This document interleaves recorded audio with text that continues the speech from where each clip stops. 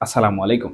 বর্তমানে বাংলাদেশ আওয়ামী লীগকে মন্দের ভালো হিসেবে জনসাধারণ পরিচয় দিতে বেশি স্বাচ্ছন্দ্য বোধ করে। এবং এই মন্দের ভালো পরিচয়টি শুধুমাত্রই যে বাংলাদেশ আওয়ামী লীগের নির্দিষ্ট সংখ্যক নেতাকর্মীরাই দিচ্ছেন বা যারা বাংলাদেশ আওয়ামী লীগকে সমর্থন করেন তারাই প্রচার প্রচারণা করছেন তা কিন্তু নয়। বরঞ্চ বাংলাদেশের যারা সাধারণ মানুষজন রয়েছেন এবং সেই সকল সাধারণ মানুষ কোনো প্রকার রাজনৈতিক দলের সাথে সম্পৃক্ত নন, তারা কোনো রাজনৈতিক দলের মতাদর্শে বিশ্বাসও করেন না। তারা রাজনৈতিক দলের কর্মকাণ্ড, সরকারের কর্মকাণ্ডের উপর ভিত্তি করে তাদের যে একটি নির্দিষ্ট সংখ্যক ভোটাধিকার রয়েছে, সেই ভোটাধিকার প্রয়োগ করে থাকেন। সেই সকল সাধারণ মানুষও কিন্তু বাংলাদেশ আওয়ামী লীগকে মন্দের ভালো হিসাবে বর্তমানে পরিচয় দিচ্ছেন কিংবা প্রচার প্রচারণা করছেন। এবং এই বিষয়বস্তুগুলো কিন্তু আমরা সামাজিক যোগাযোগ মাধ্যমে যারা সাধারণ মানুষ রয়েছেন তাদের কাছ থেকে বেশি শুনতে পাচ্ছি। এর পিছনে বেশ কিছু অন্তর্নিহিত কারণ রয়েছে, তবে উল্লেখযোগ্য যে কারণ সেটি হচ্ছে অন্তর্বর্তীকালীন সরকার গঠিত হওয়ার পর এই সকল সাধারণ মানুষ অন্তর্বর্তীকালীন সরকারের কাছ থেকে বেশ কিছু বিষয়বস্তু আশা করেছিলেন।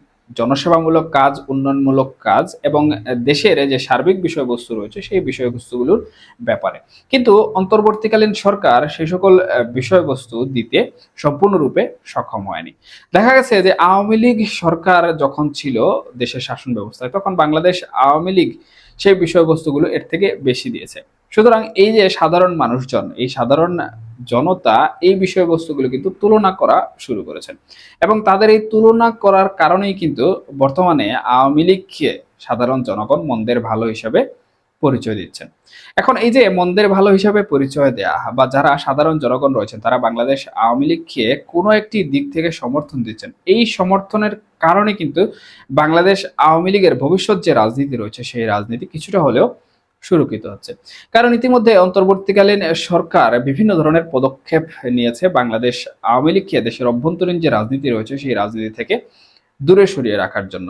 এবং সেখানে আমরা দেখতে পাচ্ছি যে বাংলাদেশ আওয়ামী লীগকে নিষিদ্ধ করা হয়েছে, কার্যক্রম স্থগিত করা হয়েছে, নিবন্ধন স্থগিত করা হয়েছে। এর পেছনে বলা হয়েছে যতক্ষণ পর্যন্ত না বাংলাদেশ আওয়ামী লীগের বিচার কার্য সম্পূর্ণ হয় ততক্ষণ পর্যন্ত তাদের রাজনৈতিক কর্মকাণ্ড স্থগিত থাকবে এবং হ্যাঁ, তাদের রাজনৈতিক কর্মকাণ্ড সহ তাদের নিবন্ধন যেটি রয়েছে নির্বাচন অংশগ্রহণ করার জন্য সেটিও স্থগিত থাকবে। সুতরাং হ্যাঁ, বাংলাদেশ আওয়ামী লীগ এখানে নির্বাচনে অংশগ্রহণ করার জন্য কিন্তু এক প্রকার বাধার সম্মুখীন হচ্ছে। তবে অন্তর্বর্তীকালীন সরকারের প্রধান উপদেষ্টার বক্তব্যের সাথে এবং এই যে মন্দের ভালো বলে জনগণের প্রচার, এই বিষয়টি কিন্তু অনেকটাই জড়িত রয়েছে। অন্তর্বর্তীকালীন সরকারের প্রধান উপদেষ্টা বাংলাদেশ আওয়ামী লীগের নির্বাচনে অংশগ্রহণ করার বিষয়ে বিভিন্ন আন্তর্জাতিক গণমাধ্যমে বিভিন্ন প্রশ্নের উত্তর দিয়েছে। এর মধ্যে সারসংক্ষেপ যেটি উঠে এসেছে সেটি হচ্ছে দেশের জনগণ যদি বাংলাদেশ আওয়ামী লীগকে চায় তাহলে বাংলাদেশ আওয়ামী লীগ নির্বাচনে অংশগ্রহণ করতে পারবে। এখন দেশের জনমত বাংলাদেশ আওয়ামী লীগকে চাচ্ছে কিনা এই বিষয়টি আসলে কিভাবে অন্তর্বর্তীকালীন সরকার জানবে কিংবা দেশের সাধারণ জনগণ অথবা আন্তর্জাতিক মহল যারা রয়েছেন তারা কিভাবে জানবেন? এই বিষয়টি মূলত বিভিন্ন ধরনের জরিপের মাধ্যমে প্রচারিত হয়। এমনই একটি জরিপ কিন্তু বর্তমানে আমরা লক্ষ্য করছি ভয়েস অফ আমেরিকা করেছে। এবং অন্তর্বর্তীকালীন সরকারের বক্তব্যগুলো শেষ হওয়ার পর বা অন্তর্বর্তীকালীন সরকার যখন আওয়ামী লীগের নির্বাচনে অংশগ্রহণ করার সাথে জনগণের জড়িত বিষয়টি প্রকাশ করেছেন, অর্থাৎ উনি বলেছেন যে বাংলাদেশ আওয়ামী লীগের নির্বাচনে অংশগ্রহণ করা এবং বাংলাদেশ আওয়ামী লীগের ভবিষ্যৎ যে বিষয়টি রয়েছে সেটি দেশের জনগণ নির্বাচিত করবে। অর্থাৎ দেশের জনগণ যদি বাংলাদেশ আওয়ামী লীগকে চায় তাহলে বাংলাদেশ আওয়ামী লীগ নির্বাচনে অংশগ্রহণ করার একটি সুযোগ তৈরি হতে পারে। এই বিষয়টি বলার পর থেকে বিভিন্ন জনমত জরিপ কিন্তু সংগঠিত হওয়া শুরু হয়েছে। যেমন বাংলাদেশের অভ্যন্তরীণ বিভিন্ন অ্যাক্টিভিস্ট এবং গণমাধ্যম সমূহ এই জরিপগুলো করার পরিকল্পনা করছে বা করছে, ঠিক একইভাবে আন্তর্জাতিক গণমাধ্যমে কিন্তু এরকম বিষয়বস্তু আনা শুরু করেছে। এর মধ্যে একটি গুরুত্বপূর্ণ গণমাধ্যম হচ্ছে ভয়েস অফ আমেরিকা এবং ভয়েস অফ আমেরিকা তাদের যে জনমত জরিপ করেছে সেই জনমত জরিপে তারা বাংলাদেশ আওয়ামী লীগের নির্বাচনে অংশগ্রহণ করা না করা নিয়ে প্রশ্ন করেছে এবং সেখানে বাংলাদেশ আওয়ামী লীগের পক্ষে এবারে 57% মানুষ কিন্তু ভোট দিয়েছেন। কিন্তু তথাকথিত রয়েছে বাংলাদেশের 30 থেকে 37% মানুষ বাংলাদেশ আওয়ামী লীগের সমর্থন করে। তাহলে বাংলাদেশ আওয়ামী লীগের জনসমর্থক এখানে বেড়েছে, যারা প্রকৃতপক্ষে সাধারণ জনগণ এবং এই সাধারণ জনগণ বাংলাদেশ আওয়ামী লীগকে পরবর্তী নির্বাচনে দেখতে চান।